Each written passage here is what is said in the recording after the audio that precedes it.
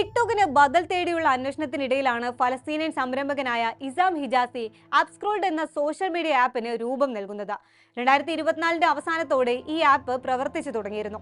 എന്നാൽ അമേരിക്ക ഉൾപ്പെടെയുള്ള വിവിധ രാജ്യങ്ങളിൽ ടിക്ടോക്കിന് നിയന്ത്രണങ്ങളും നിരോധനങ്ങളും വന്നതോടെ 2026 തുടക്കത്തിലാണ് ഈ ആപ്പ് ആഗോളതലത്തിൽ ഇത്രയധികം ശ്രദ്ധിക്കപ്പെടാൻ തുടങ്ങിയത്. ചുരുങ്ങിയ കാലത്തിനുള്ളിൽ തന്നെ ഈ ഇടങ്ങളിൽ ആപ്പിന് വലിയ പ്രചാരം ലഭിക്കുകയും ചെയ്തു. കഴിഞ്ഞ ആഴ്ചയാണ് ടിക്ടോക്കിന്റെ അമേരിക്കൻ വിഭാഗത്തെ US പിന്തുണയുള്ള നിക്ഷേപകരും കമ്പനികളും ഔദ്യോഗികമായി ഏറ്റെടുത്തത്.